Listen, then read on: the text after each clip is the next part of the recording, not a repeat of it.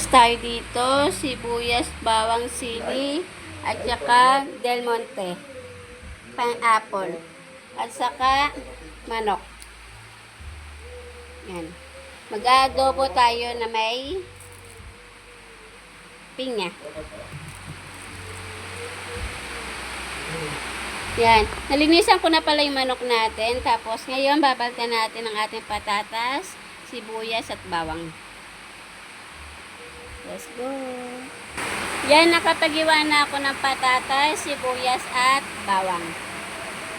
Ngayon naman magigisa na tayo ng ating manok. Yan, maglalagay na tayo ng mantika. Konti lang. Yan, lalagay ko na yung patatas.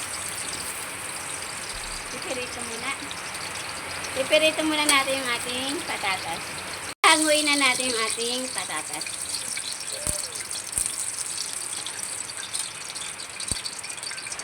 Igigisa na natin yung ating bawang. Kasabay yung sibuyas. I-mix lang natin. Yan, ilalagay na natin ang ating manok.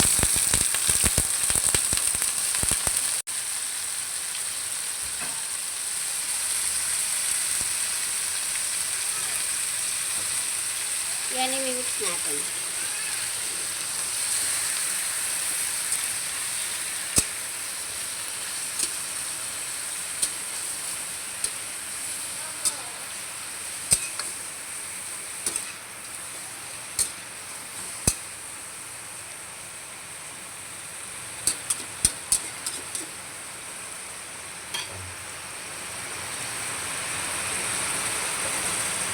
Then, tatakpan muna natin yung lumambot. Yan, lalagay na natin yung ating, then, baw lang ilalagay natin. Mamaya na yung laman. Then, ilalagay na rin natin yung ating piniritong patata para lumambot na.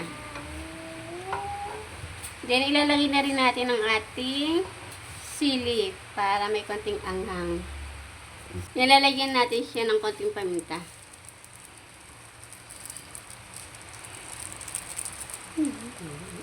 Yan, lalagyan din natin siya ng konting bacon. Papakulan muna natin siya. Para maghalo-halo ang lasa.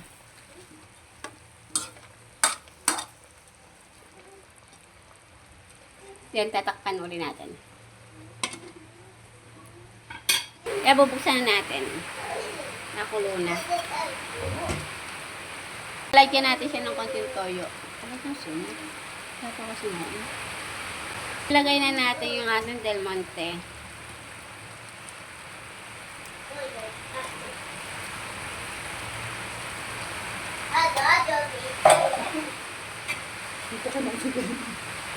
Yan, iayos lang natin.